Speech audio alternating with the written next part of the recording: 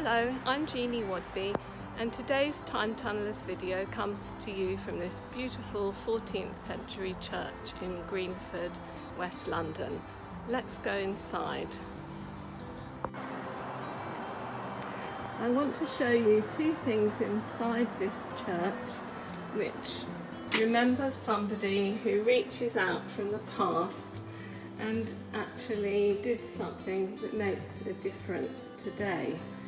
So what I want to show you is this record of all of the rectors of Greenford. This record stretches for 800 years from 1326 all the way down to the present, and all of these centuries are marked out in individual men, and they all are men, who were the rector of Holy Cross Church in Greenford. And I find it incredible that we can see 800 years through these people. So if we look at the early ones, we've got Radbert de Saleby, Richard de Norton and John de Corringham, and these are Norman names which show that the Normans had really taken power everywhere in the country, including in the church. But the one I really want to show you is Edward Beetham. Here he is. He began his work here in 1769 and he was here until 1783.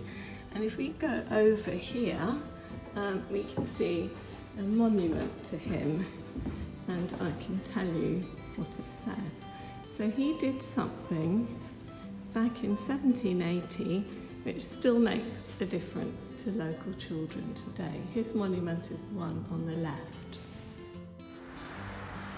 Edward Beetham wasn't married and he didn't have children of his own, and maybe that influenced him in doing something for the poor children of his parish.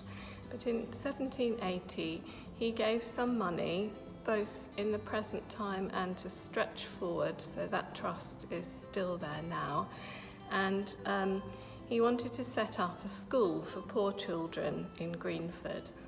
And there weren't schools for poor children in general unless somebody did a charitable thing like this, because free schooling for all children didn't really come about in England until the 20th century. Probably it was a bit better in Scotland and Wales. So the school which he set up is still going today, and this is what it says on his monument. £30 to the master for instructing 30 poor boys and girls to read, write, cast accounts and know the principles of the Christian religion. The girls to be taught also to work, sew and knit. £30 in coals for the school, other part in clothing the children, and the remainder in repairing the school and house, and in buying spelling, prayer books, testaments, etc. Enrolled in Chancery, November the 16th, 1780. You might have noticed that the girls had some extra things to learn, how to work, sew and knit. And nowadays we don't divide children and what they learn in terms of gender. But even when I was at school, the girls learnt cooking and needlework while the boys learnt metalwork and woodwork. I was quite upset about that because I would have chosen to do woodwork and cooking if I could have done. So this brings me to today's writing challenge. Imagine that you are an 18th century person who's going to give some money to start a new school. And it's the first one in the area.